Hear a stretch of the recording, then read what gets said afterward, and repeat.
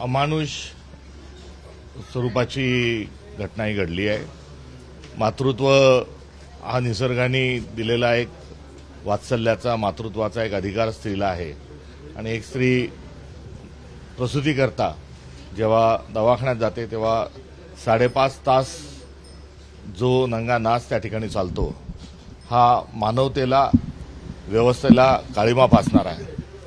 आणि या सगळ्या घटनांच्या नंतर जो रुग्णालयाचं व्यवस्थापन असेल त्यामध्ये दोषी असणारे प्रशासन आणि डॉक्टर असतील यांनाही कुठली शरम ही वाटत नाही, हे दुर्दैव आहे।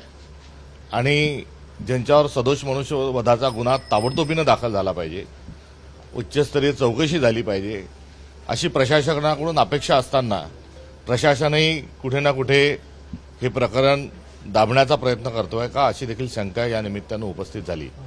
त्यामुळे सकाळपासून एक परिवार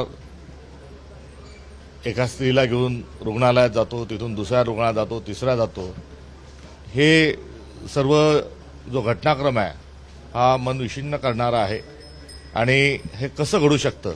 आपण स्वातंत्र्याचा अमृत महोत्सव साजरा करत असताना पैशासाठी जर असा नंगानाच जर घातला जात असेल आणि तोही जिथे सांस्कृतिक एक शहर म्हणून आपण बघतो, संस्कृतीचं एक माहेरघर म्हणून ज्या पुण्यात बघतो, त्यामध्ये इतकी विकृतीचं दर्शन होत आहे हे अत्यंत दुःखद आहे। जोपर्यंत सदोष मनुष्यवधाचा गुन्हा दाखल होत नाही आणि या सगळ्यांच्या मागे मंगेशकर रुग्णालयातील डॉक्टर केळकर हे या सगळ्या घटनेच्या मागे कुठेतरी आहेत, त्यांनी याची थेटपणाने जबाबदारी घेतली पाहिजे।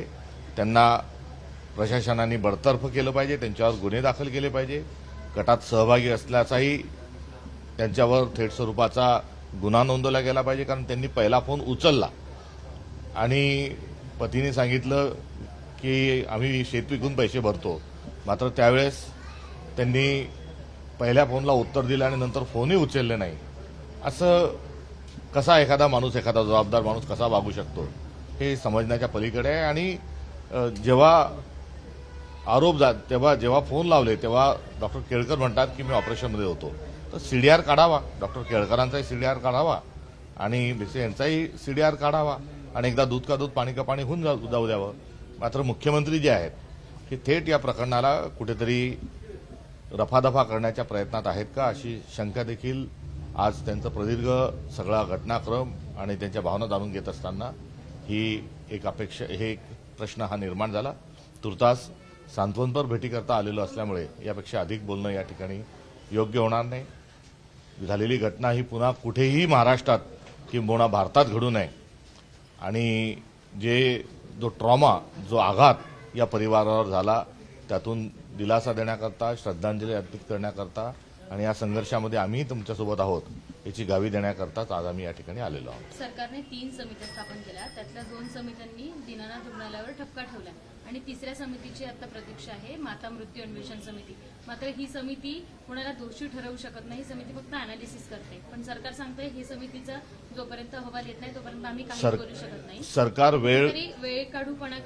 वेळ काढूपणाचं धोरण यामागे आहे आणि दरम्यानच्या काळात हे प्रकरण निस्तारता येईल का, हे प्रकरण दाबता येईल का, यासाठी या सर्व जो सोपस्कार आहे हा होत असल्याचं आढळून येतो। वास्तविक पाहता 5.5 तास त्या ठिकाणी सदर महिला त्या ठिकाणी होती, त्याचं जे सीसीटीव्ही आहे ते जप्त करावं, तिथला घटनाक्रम जो आहे तो ऑन रेकॉर्ड घ्यावा, सीडीआर जो आहे फोनचा तो ताब्यात घ्यावा आणि थेट स्वरूपामध्ये गुन्हे दाखल करावेत आणि सदोष मनुष्यवधाचाच गुन्हा दाखल करावा।